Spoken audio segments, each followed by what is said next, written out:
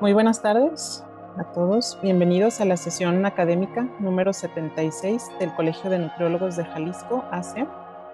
El día de hoy con el tema pérdida de peso y ciclo menstrual, impartida por el doctor Jaume Jiménez, a quien voy a presentar a continuación. Él es doctor en nutrición, cuenta con diplomado en nutrición humana y dietética por la Universidad Ramon Llull, posgrado en farmacología, nutrición y suplementación en el deporte por la Universidad de Barcelona, máster en nutrición y calidad de los alimentos por la Universidad de las Islas Baleares. Está certificado en Lifestyle Medicine for Weight Management por el Harvard Medical School. Es coordinador y docente en máster en nutrición en la actividad física y el deporte de Barcelona, director científico de la maestría en nutrición en la actividad física y el deporte en la Universidad del Valle de Guatemala, director científico en el posgrado de Health Coaching en Universidad Oberta de Cataluña, coordinador de posgrado en coaching nutricional y nuevos enfoques en la atención del paciente en Universidad de Barcelona, coordinador y coautor del libro Alimentación y Rendimiento Deportivo, el entrenamiento visible e invisible. Es también coautor del libro Coaching Nutricional, Haz que tu dieta funcione, del Random House Mandatory, Coaching Nutricional para niños y padres, también de Random House Mandatory, nutricionista deportivo, miembro del equipo profesional de deportistas de ARD, responsable servicio de nutrición en Academia Internacional Sánchez Casal en Barcelona y responsable del servicio de nutrición deportiva en Nutritional Coaching SL.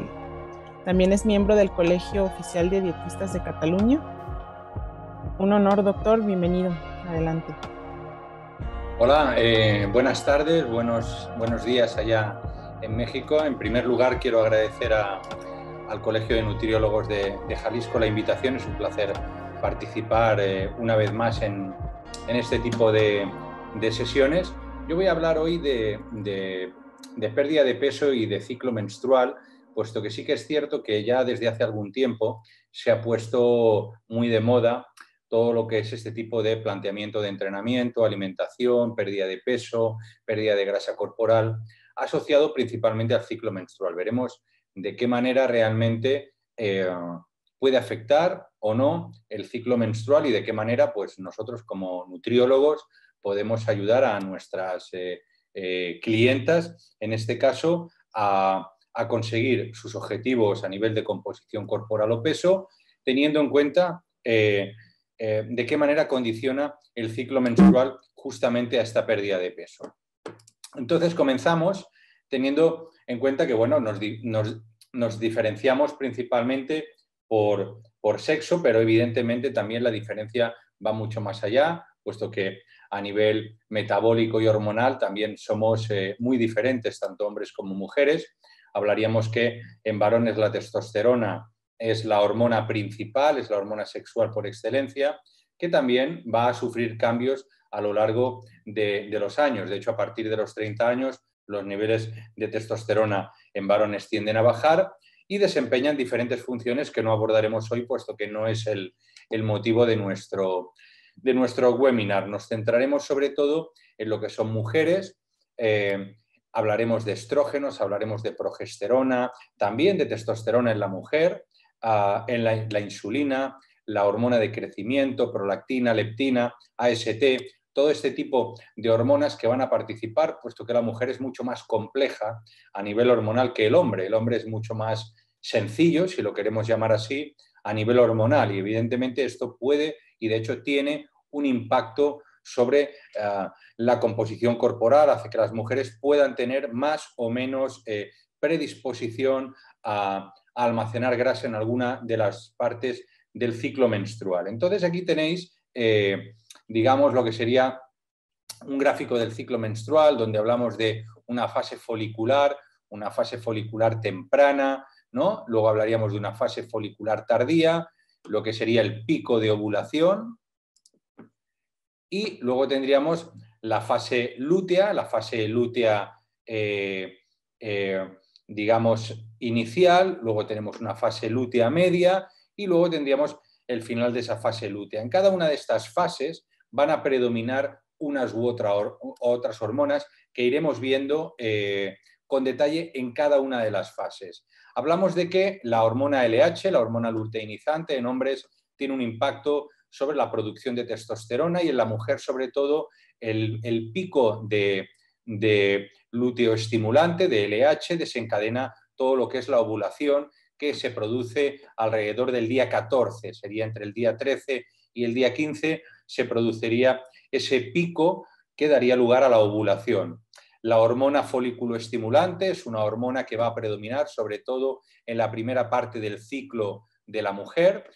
Principalmente lo que va a permitir es el crecimiento y reclutamiento de folículos que provienen de los ovarios, ¿de acuerdo? En este caso tendríamos que estas dos hormonas LH y FSH van a tener un ritmo pulsátil, quiere decir que en los ciclos más o menos de unos 28 días que tienen la mayoría de mujeres, aunque puede haber matices, van a subir y bajar y van a ir muy ligadas también del nivel de estrógenos. Aquí en la diapositiva pueden observar el nivel de estrógeno, donde va a subir de una manera muy importante en la primera fase del ciclo, fase folicular, descenderá, digamos, en la fase de ovulación y luego volverá a subir nuevamente en la fase lútea media, ¿de acuerdo? En este caso, los estrógenos van a tener una mayor concentración en los primeros 7, 10 a 13 días, ¿de acuerdo? Va a ser un momento importante, como luego veremos, porque va a permitir cierta tolerancia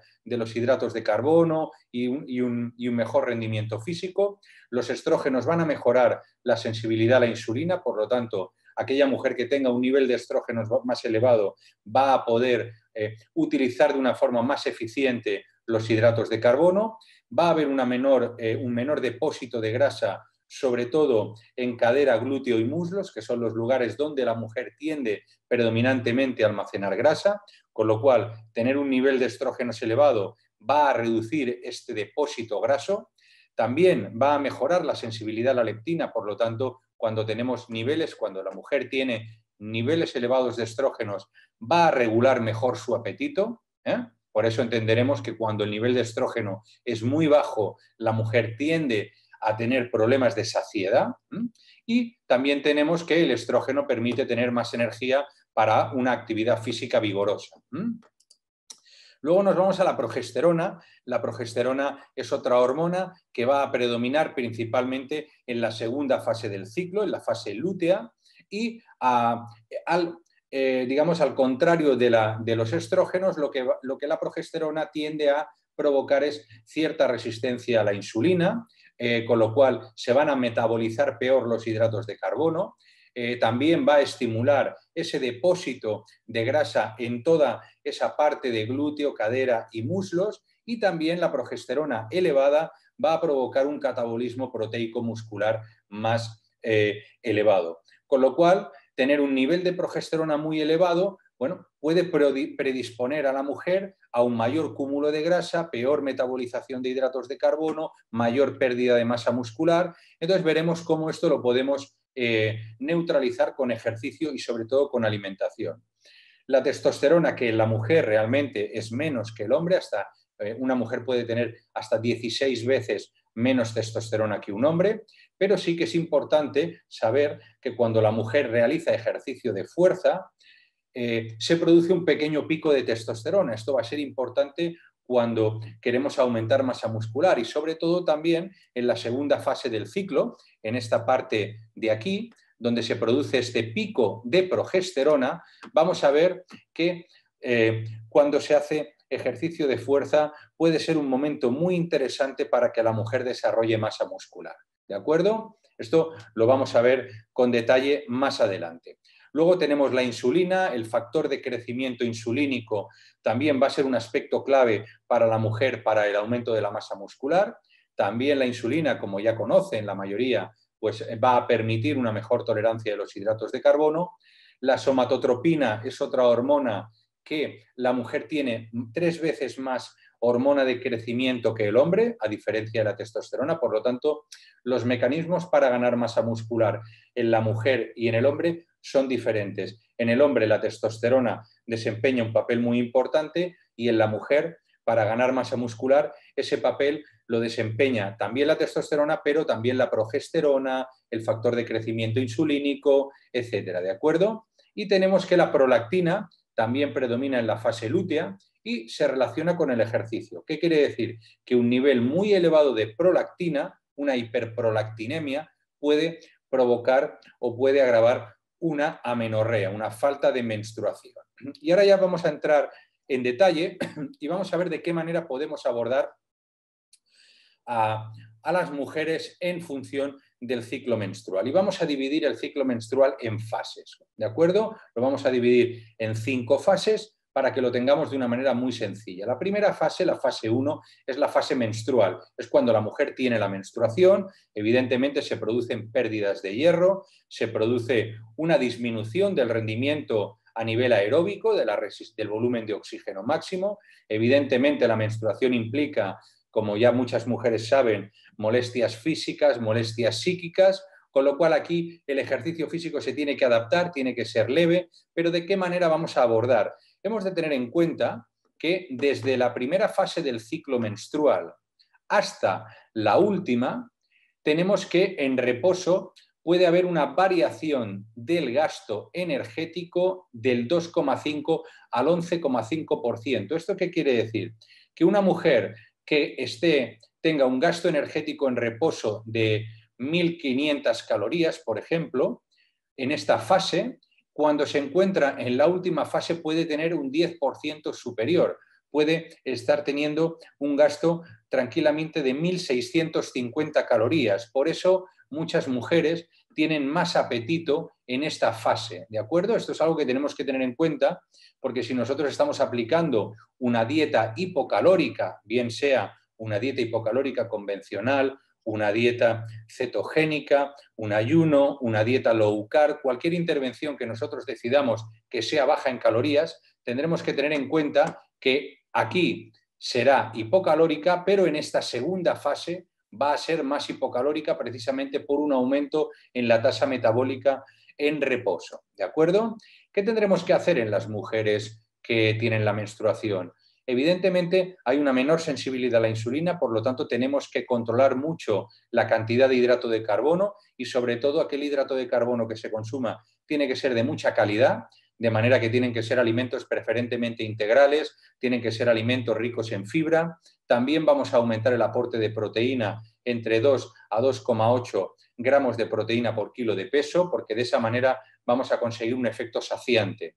También en esta fase menstrual, donde hay un componente inflamatorio, incorporaremos grasas monoinsaturadas, también con riqueza de omega 3, donde podemos encontrar aceite de oliva, podemos incorporar aguacate, todo lo que son ácidos grasos omega 9 y también omega 3. Aumentaremos la ingesta hídrica y luego también incorporaremos alimentos denominados mood food, son aquellos alimentos que pueden ayudar en cierta forma a mejorar el estado de ánimo, como pueden ser aquellos alimentos más ricos en triptófano. No porque vaya a tener un impacto sobre el peso, pero siempre puede ayudar en cierta forma a mejorar el estado de ánimo. Con lo cual tenemos que, en el contexto de una dieta hipocalórica, tenemos que tener mucho cuidado de mejorar la calidad y aportar los nutrientes como estamos comentando en esta fase. Pasaríamos a la fase número 2 de la mujer, donde esta fase se le denomina posmenstrual o una fase predominantemente estrogénica. Recibe su nombre porque aumenta el nivel de estrógenos de una manera significativa, como pueden observar. Aquí, por ese aumento de estrógenos, lo que va a producir es un incremento del rendimiento físico. La mujer ya se va a encontrar mucho mejor, va a ser un buen momento para introducir ejercicio de alta intensidad, se va a utilizar el hidrato de carbono de una manera mucho más eficaz. Aquí principalmente podemos incorporar hidrato de carbono, siempre de calidad en el contexto de una pérdida de peso, pero aquí la mujer ya va a tolerar más hidrato de carbono y sobre todo si estamos haciendo dietas hipocalóricas, el momento clave para poder hacer un refeed es aquel día que le vamos a dar a la paciente o al paciente, en este caso mujer, le vamos a prescribir una dieta normocalórica con un mayor aporte de hidrato de carbono, puesto que de esa manera va a permitir resetear la leptina. Son estrategias, el refeed, que en el contexto de una dieta hipocalórica mantenida en el tiempo, introducir este tipo de estrategias como el refeed permite que todos los mecanismos de hambre y saciedad funcionen correctamente, permite mayor confort psicológico y permite que la persona luego pueda volver al contexto de una dieta hipocalórica mucho más fácil, ¿de acuerdo? Por lo tanto, si tenemos que aplicar un refeed un día o 2 días, es preferible que lo hagamos cuando la mujer se encuentra en esta fase postmenstrual o estrogénica. Aquí ya podemos regular la cantidad de proteína, podemos reducir la cantidad de proteína en relación a lo que estábamos aportando en la fase anterior y tener en cuenta lo que yo comentaba anteriormente, que aquí tendremos que ajustar muy bien el gasto energético. Hemos de tener en cuenta que cuando nosotros aplicamos una restricción calórica a una persona, si aplicamos una restricción calórica del 10%, va a ser una restricción calórica leve.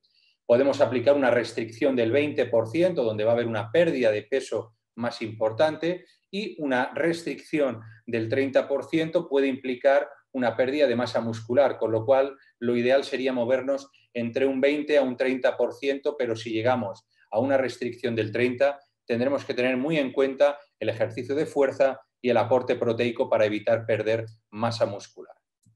Nos vamos a la tercera fase, lo que sería la fase de ovulación. En este caso es importante que va a haber una situación limitada en el tiempo, porque así como hemos visto que la primera fase duraba unos días, la segunda fase duraba más días, en este caso, en la mayoría de mujeres, la fase ovulatoria nos podemos mover entre el día 13, día 16 aproximadamente. Es cuando la mujer está más fértil. En este caso hay una elevación de la temperatura corporal, ¿de acuerdo? Puede subir 1 grado, grado y medio incluso. Aquí se produce una alteración importante de los ritmos hormonales, disminuye la lúteo-estimulante, disminuye la folículo estimulante y, como podéis observar, también disminuye el nivel de estrógeno, con lo cual esto va a tener una repercusión a nivel metabólico. En esta fase, bueno, podemos incorporar un trabajo a ciertas intensidades, pero ¿qué vamos a tener que hacer?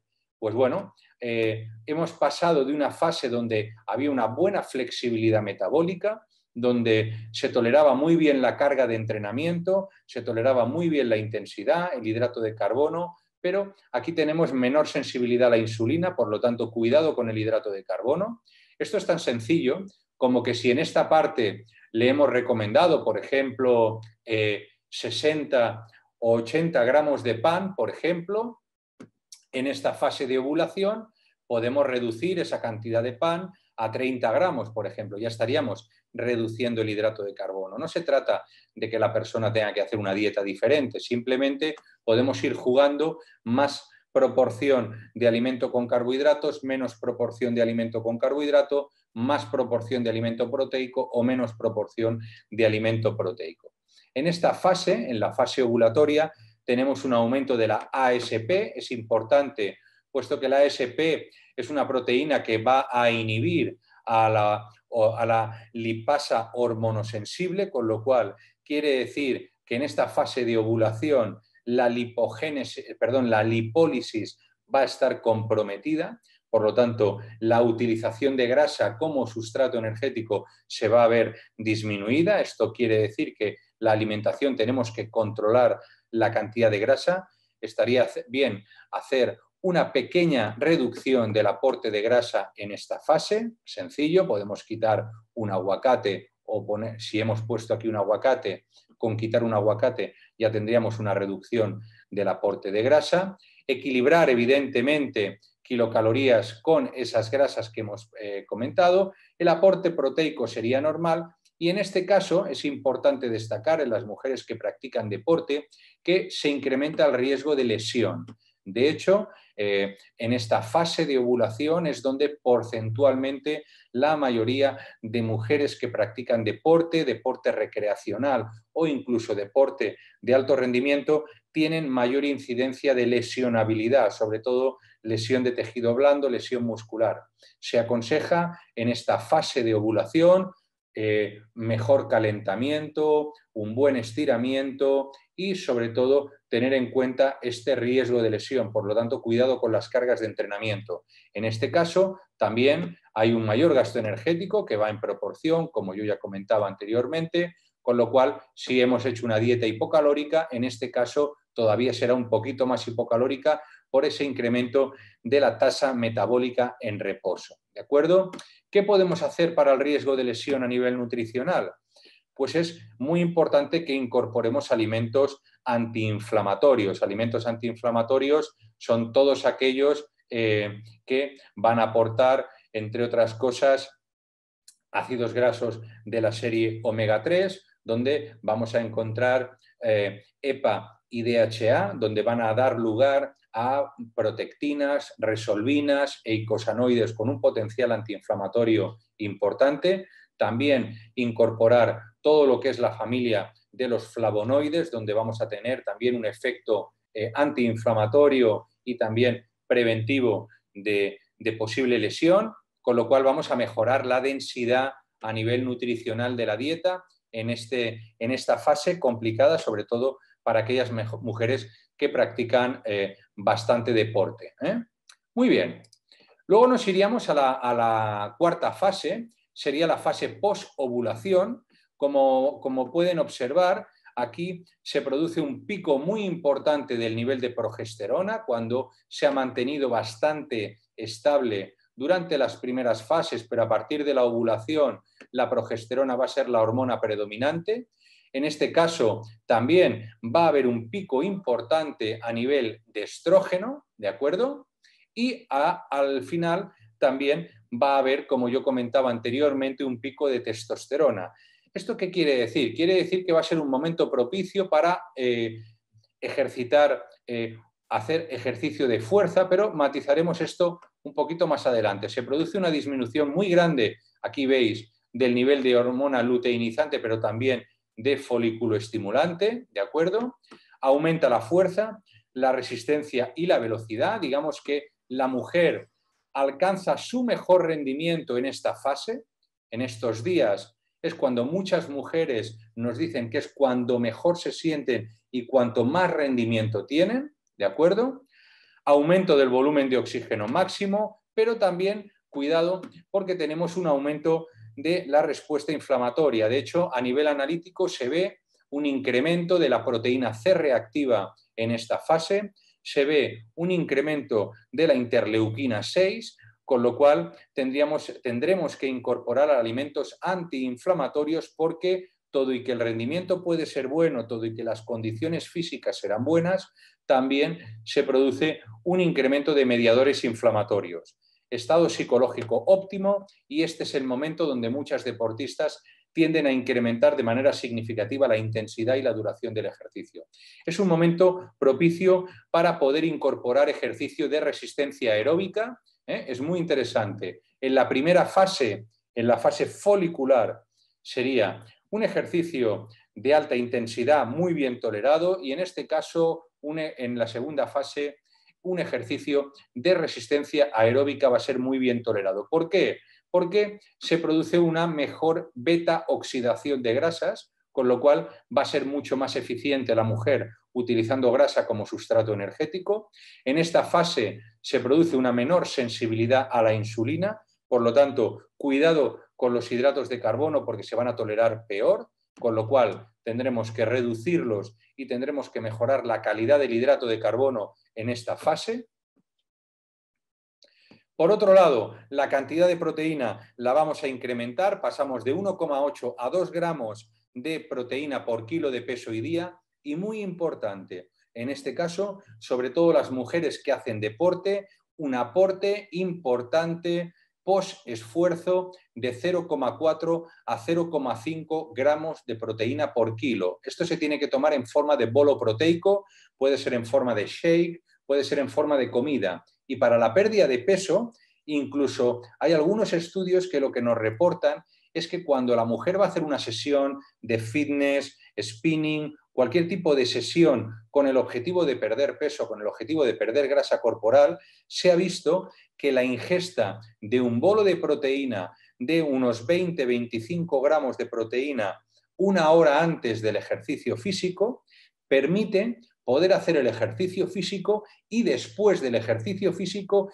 incrementa la utilización de grasa. Esto se ve a través del cociente respiratorio. Se ha visto que el cociente respiratorio tiende a disminuir cuando la mujer ha tomado la proteína pre-evento deportivo. Con lo cual, aquí se nos plantean dos opciones. Si el objetivo es perder grasa corporal, podemos tomar un bolo proteico una hora antes de hacer la sesión de ejercicio físico o también podemos tomar ese bolo proteico inmediatamente después. ¿Por qué es importante la proteína o antes o después en esta fase? Porque en esta fase la mujer tiende a utilizar la proteína como sustrato energético de manera más importante. Digamos que sería la fase del ciclo menstrual más catabólica a nivel muscular. Por eso es importante que con la alimentación seamos capaces de cubrir ese aporte de proteína.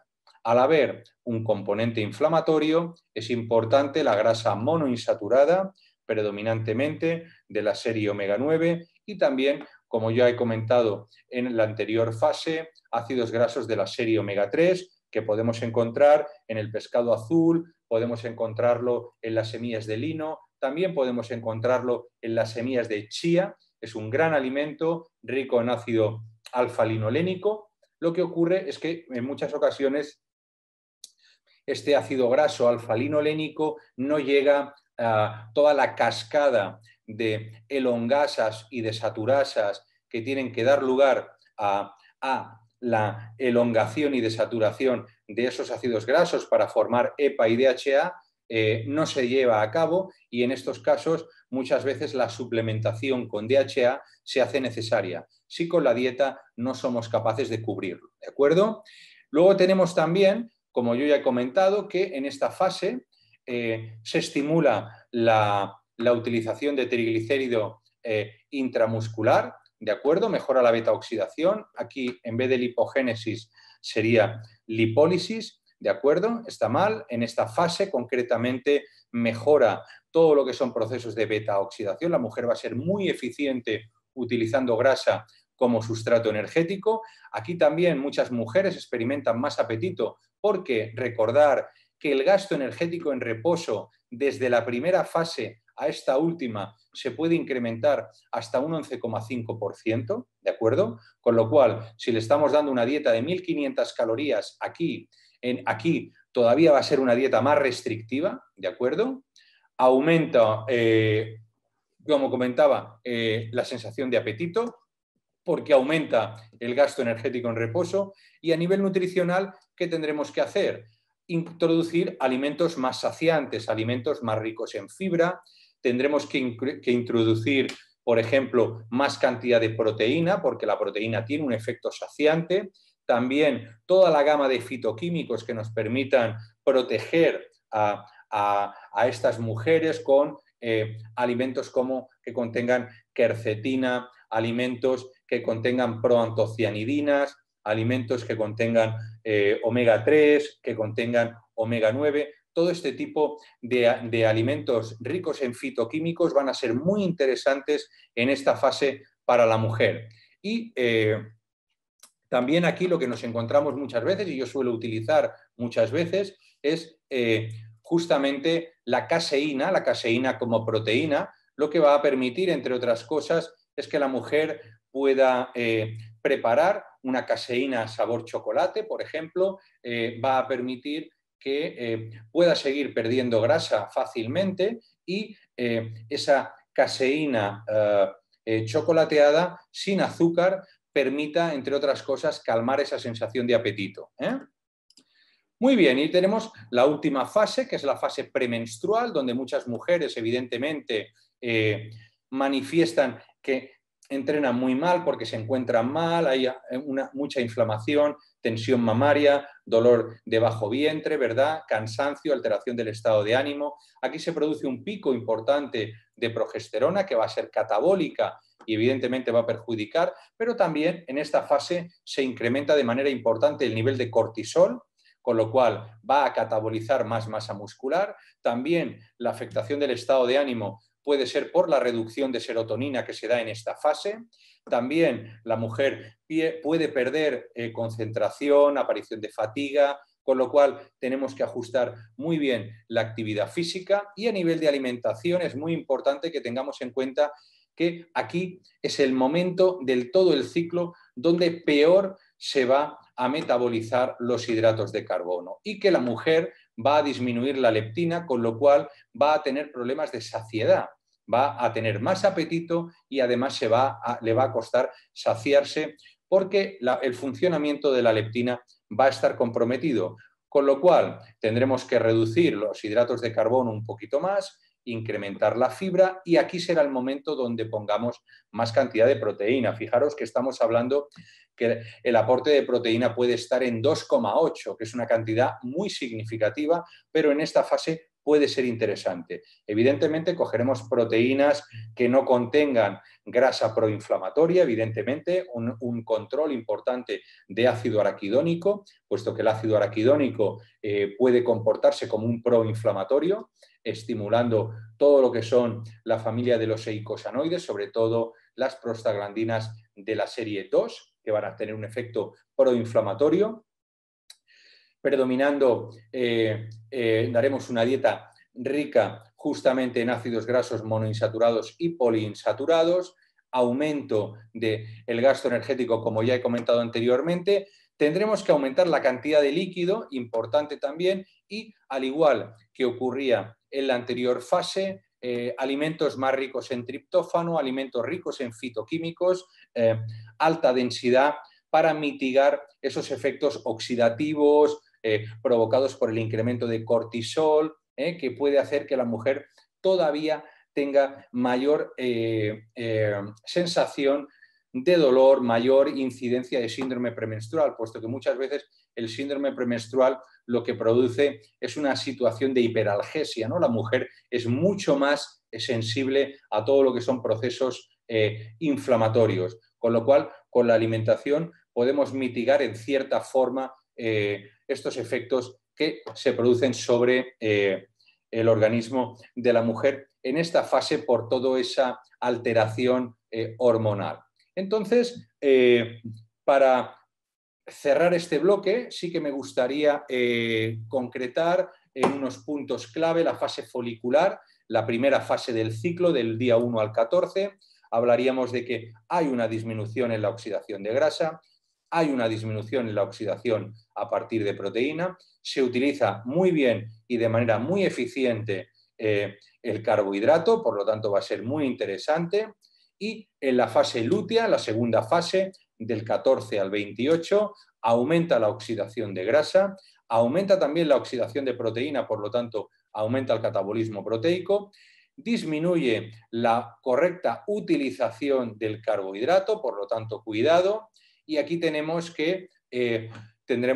que controlar muy bien lo que serían los hidratos de carbono. Aquí tenéis una referencia muy interesante del 2021, hace muy poco que ha salido esta publicación y he considerado muy interesante incorporarla porque creo que es muy útil y resume muy bien todo lo que yo he estado explicando. Y en el segundo bloque he considerado importante, puesto que es muy habitual encontrar en consulta mujeres que toman anticonceptivos orales. ¿Qué ocurre cuando las mujeres toman anticonceptivos? Pueden ser de diferentes tipos: pastilla, parche, anillo vaginal, inyección, pueden ser de diferentes tipos, pero principalmente hablaremos de los hormonales. Puede haber, evidentemente, dispositivos intrauterinos mecánicos, en este caso no vamos a hablar porque no tienen afectación hormonal, pero sí hablaremos de los anticonceptivos orales, donde normalmente el anticonceptivo oral tiene un estrógeno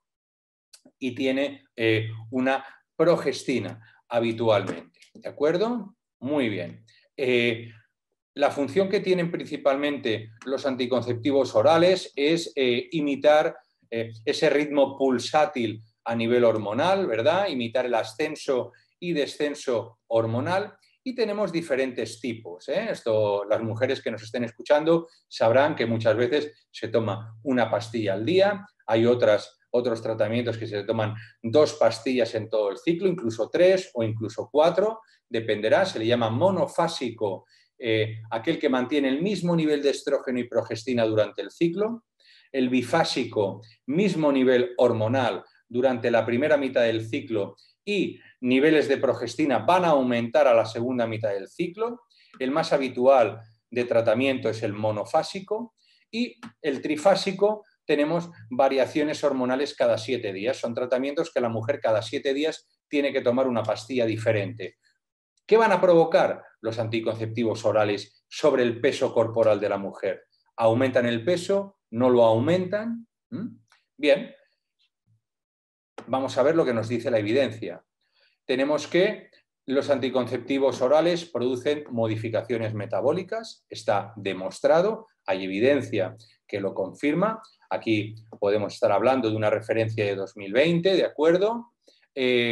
Diferentes respuestas al lactato, al nivel de fatiga, aumento de la lipólisis, puesto que aumenta la lipasa sensible y básicamente entrenamiento de alta intensidad durante y post mayor oxidación de grasa con anticonceptivos. Se ha visto que todo y que produce modificaciones metabólicas, ahora hablaremos concretamente, parece ser que en agudo, mientras la mujer hace ejercicio físico, parece ser que pueden ser interesantes porque básicamente el anticonceptivo oral simularía esta fase durante todo el ciclo. O sea, las mujeres que toman anticonceptivos orales, la mayoría están todo el ciclo menstrual, los 28 días, como si estuvieran en esta fase. Por eso muchas mujeres que toman anticonceptivos experimentan mejora del rendimiento. Pero claro, también tenemos que saber que los anticonceptivos orales aumentan la proteína C reactiva y aumentan el cortisol, con los problemas que presuponen tener una proteína C reactiva, mayor tendencia a la inflamación, a la lesionabilidad, aumento de cortisol, etc. Con lo cual, tenemos que, aquí veis, el estrógeno y la progesterona, con anticonceptivos, sin anticonceptivos, mirar el nivel de progesterona, ¿de acuerdo? Sube con los anticonceptivos, se mantiene bastante estable y luego baja. Sobre todo con los monofásicos va a ser muy evidente. Nivel moderado de progesterona va a facilitar ese buen rendimiento deportivo, pero muy elevados niveles de progesterona va a ser contraproducente. Va a generar afectación negativa a las adaptaciones al entrenamiento. Entonces, claro, dices, entonces, ¿qué ocurre cuando las mujeres toman anticonceptivos? Evidentemente, utilizan mejor las grasas como sustrato energético. Parece ser que puede ser interesante para aumentar masa muscular, conjuntamente con ejercicio de fuerza, conjuntamente con una pauta de alimentación bien establecida, pero también genera un entorno proinflamatorio. Y además, y he considerado también importante incluirlo, puesto que los tratamientos con anticonceptivos orales se prolongan en el tiempo, aquí tenemos un estudio muy interesante de 2019, donde se analizaron a 4.920 mujeres, un estudio potente con una muestra significativa, un estudio de 8 años de seguimiento con una población de media de 28 años, con lo cual es un estudio que vemos con una distribución de tiempo interesante. Mujeres que no padecían obesidad, dividieron en 2 grupos, uso o no de forma regular. Mujeres que no consumían anticonceptivos, mujeres que consumían anticonceptivos. Analizaron anticonceptivos y índice de masa corporal, se evaluó al inicio del estudio y cada 2 años durante esos 8 años de seguimiento. ¿De acuerdo? ¿Cuáles fueron los resultados? Pues a la vista de este estudio, en esta muestra, hablaríamos de que los anticonceptivos asociados con mayor probabilidad de desarrollo de obesidad, especialmente cuando el uso de anticonceptivos es constante y periodos de más de 2 años. Aquellas mujeres que tomaron anticonceptivos más de 2 años seguidos, que las que yo conozco son la mayoría, evidentemente tuvieron muchas más probabilidades de desarrollo de obesidad. Además, el riesgo de obesidad durante los años sucesivos se duplica en mujeres que usan anticonceptivos orales y casi se triplica en las que habían usado continuamente durante más de 2 años. Con lo cual, tenemos algo complejo que tenemos que saber establecer. Los anticonceptivos pueden ser un limitante para conseguir el peso y la composición corporal adecuada. Esto lo tenemos que saber y tenemos que actuar en consecuencia, ¿de acuerdo? Entonces, claro, ¿qué hacer? ¿Qué hacer cuando toman anticonceptivos las mujeres y tenemos que ayudar a bajar peso o grasa corporal? Pues bueno, teniendo en cuenta que los anticonceptivos orales simulan esta fase, tendremos que repetir las recomendaciones que estábamos haciendo para esta fase, que serían estas de aquí. ¿De acuerdo?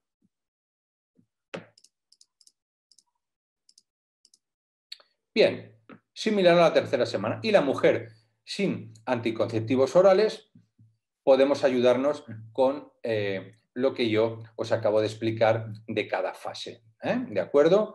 Fase menstrual, fase folicular temprana, tardía, ovulación, fase lútea, etc. Entonces, claro, ¿qué tipo de planteamiento de alimentación? Tenemos que tener en cuenta que primero, saber si queremos perder peso o queremos perder grasa corporal. Es importante preservar la masa muscular. Y en ello tenemos infinidad de herramientas, ¿verdad? Tenemos la dieta hipocalórica, tenemos la dieta low carb, dieta cetogénica, ayuno, todo y que el ayuno no es un planteamiento para perder peso como tal, pero cualquier tipo de dieta, aquí tenéis un estudio muy interesante que analizó las principales dietas para la pérdida de peso, todas encontraron cierta eficacia, evidentemente si se mantenían en el tiempo, evidentemente si acaban siendo dietas hipocalóricas. Desde mi punto de vista tenemos que hacer una dieta saludable en cualquier caso, saludable para conseguir bajar de peso. Si introducimos una dieta hipocalórica, tenemos que tener en cuenta que los macronutrientes los vamos a tener que ir adaptando para cada fase. Esto puede ser aumentando más la proteína, bajando más la proteína, subiendo más el hidrato, bajándolo en función del ciclo, pero esto es tan sencillo como poner o quitar ciertos alimentos para que la mujer no tenga que estar haciendo una dieta cada 5 o 10 días, ¿de acuerdo? Para hacerlo fácil. De esa manera la mujer va a poder autorregularse y va a poder adaptar su entrenamiento y su alimentación justamente a cada fase del ciclo menstrual. También tenemos que tener en cuenta la individualización, porque lo que yo acabo de explicar está muy bien, pero hay mujeres que puede ser que actúen, que funcionen de manera diferente, ¿de acuerdo? Esto quiere decir que no a todo el mundo le vamos a aplicar el mismo método. Es importante que sepamos lo que ocurre durante esos 28 días y es importante que cuando los tratamientos para bajar de peso o grasa corporal no nos funcionan o no estamos obteniendo el resultado esperado, podemos introducir este tipo de estrategias en función del ciclo menstrual. Al igual que ocurre cuando decidimos utilizar una dieta cetogénica, cuando decidimos utilizar una dieta low carb, cuando decidimos utilizar un refeed, cuando decidimos utilizar un ayuno intermitente, un ayuno en días alternos. Todo esto son herramientas que como nutriólogos tenemos que tener en nuestro maletín de herramientas y podemos ir introduciendo siempre con rigor y basándonos en evidencia científica. Esto es muy importante, que el nutriólogo disponga de herramientas para poder ayudar a sus pacientes a conseguir bajar peso o conseguir bajar grasa corporal. En este caso, en mujeres fértiles que pueden tomar anticonceptivos orales o que no tomen anticonceptivos orales. En este caso, tendremos que personalizar siempre nuestra intervención, ¿de acuerdo? Si quieren más información, aquí tienen mis redes sociales. Nosotros realizamos una formación justamente sobre este tema. Se llama Nutrition, Fitness and Coaching for Weight Loss, donde abordamos esto y mucho más en la pérdida de peso, mejora de la composición corporal. Y ahora yo doy por concluida mi intervención. Si alguien tiene alguna duda, pues estaré encantado de atenderles. Gracias. Muchas gracias, doctor. Sí, vamos a pasar a una ronda de preguntas a cargo de la maestra Doris Cristel Padrón. Adelante, maestra. Muchas gracias. Muy buenas tardes. Gracias por su ponencia, muy interesante. Es un honor tenerlo aquí con nosotros. Le agradecemos y bueno, tenemos algunas preguntas. Nos preguntan, Lupita, buenas tardes. ¿Qué alimentación y suplementación se sugiere en una mujer con hiperprolactinemia? Claro, la hiperprolactinemia normalmente requiere un tratamiento farmacológico, con lo cual ha de ser el médico el que prescriba este tratamiento. Normalmente la hiperprolactinemia lo que suele provocar, y supongo que por eso lo comentará, es una amenorrea. Cuando se produce una amenorrea se pierde justamente este ritmo pulsátil, con lo cual todo esto que hemos visto no sería del todo correcto, puesto que no hay esa liberación de estrógeno y progesterona. Desde mi punto de vista, en este caso de hiperprolactinemia, requeriría una visita médica, que pusieran un tratamiento, y tendríamos que hacer una dieta, sobre todo, y esto ocurre en amenorrea, se produce una mala tolerancia de los hidratos de carbono, con lo cual lo primero que tendríamos que hacer es un estricto control de los hidratos de carbono hasta que se normalice ese nivel de prolactina, pueda volver a haber ese ciclo menstrual y entonces podamos adaptar la dieta a lo que hemos visto. Perfecto. Muy bien, muchas gracias. Ailén nos dice, en el caso del implante subdérmico, me imagino referente a la alimentación y a la nutrición, ¿qué se puede hacer?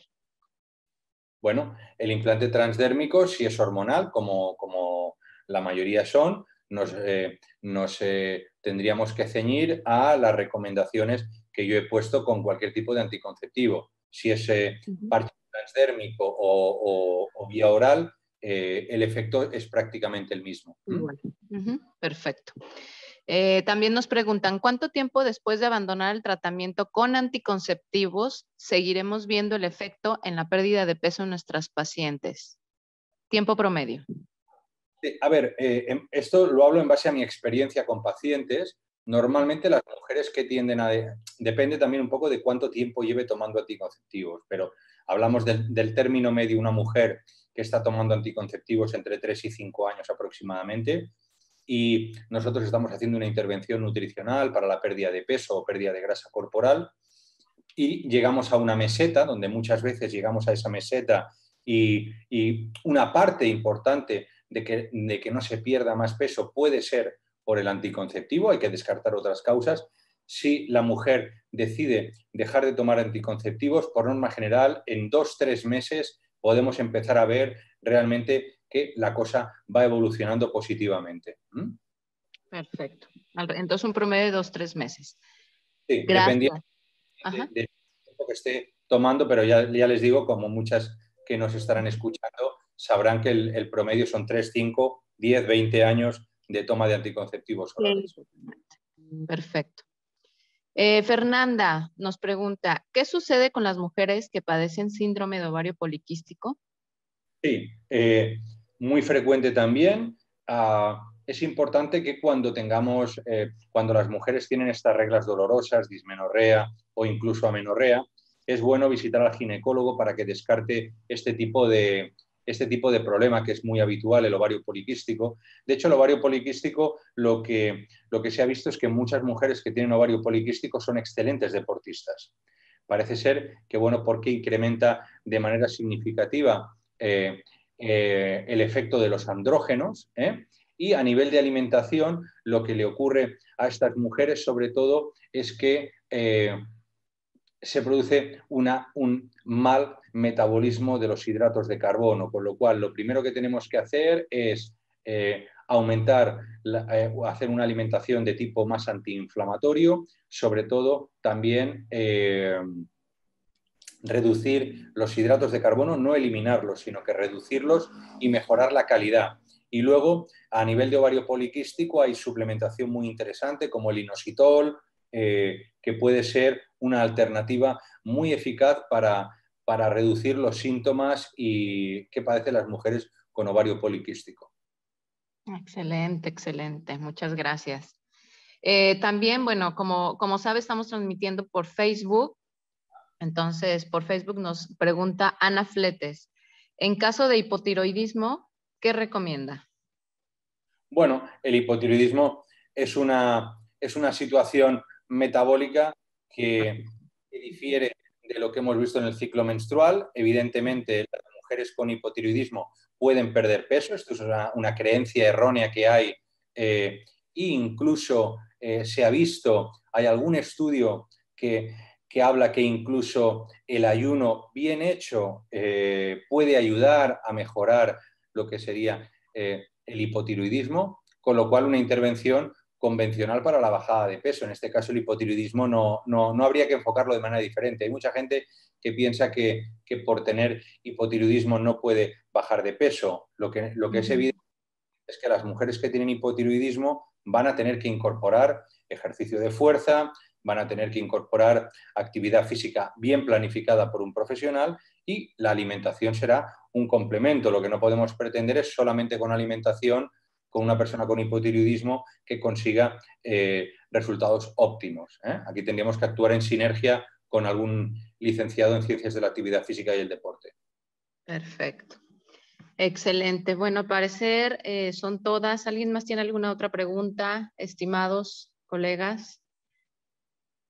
Bueno, creo que todos estarán de acuerdo conmigo. Excelente información. Creo que todos los nutriólogos, nutricionistas, es algo que debe ser de nuestro día a día, ¿no? Dentro de nuestro proceso de atención nutricional con nuestras pacientes. Así que estamos muy agradecidos. Gracias. Gracias a ustedes por la invitación. Maestra Annalise, le dejo la palabra. Les envío un fuerte abrazo. Aquí tienen mis datos. Cualquier persona, cualquier duda que tengan, referencias bibliográficas o cualquier duda, estaré encantado de atenderles. Muchísimas gracias, doctor. Y a continuación proyectamos su reconocimiento, si me ayuda. Y a continuación la maestra Priscila Delgadillo Jiménez va a compartir su reconocimiento. Adelante, maestra. Hola, buenas tardes, gracias. Pues muchísimas gracias nuevamente por esta participación, una ponencia muy completa y con información bastante valiosa. Muchísimas gracias. Gracias por haber aceptado nuevamente participar en el Colegio de Nutriólogos de Jalisco y esperamos poder seguir contando con su participación en futuras ponencias. Muchísimas gracias. Gracias a ustedes por la invitación y a todos y todas las asistentes. Un abrazo fuerte para México. Gracias, igual. Muchas gracias, un abrazo. Y bueno, para finalizar la sesión del día de hoy, nuestra presidenta, la licenciada Dulce Gómez, nos compartirá unas palabras. Adelante. Gracias. Pues, Jaime, de verdad te agradezco con el corazón en la mano el hecho de que después de 10 meses vuelvas a participar con nosotros en esta magistral ponencia, y también aprovecho la oportunidad para compartir a mis colegas que ya tienes un nuevo hijo y es Alimentación y Rendimiento Deportivo. Este libro pues nos permite acercarnos más a la información. Jaime tiene muchos años de experiencia con el área de nutrición, química celular y además es triatleta. Así que estoy convencida de que quien tenga la oportunidad de adquirir este libro se vaya, suelen ocurrir con relación al tratamiento y seguimiento del paciente que hace actividad física. Y reitero, pues estoy muy contenta de que hayas aceptado la invitación de nuevo después de 10 meses de haberte escuchado y estamos en contacto. México y España unidos por el internet. Un abrazo fuerte, Dulce. Un abrazo. Muchas gracias también, doctor, y muchas felicidades por el libro. Gracias. Y bueno, aquí tienen por el chat todos los enlaces para que puedan acceder a ellos, así como la página web. Agradecemos a todos por su asistencia y próximamente les estaremos informando de nuestro siguiente evento. Muchas gracias y buen día.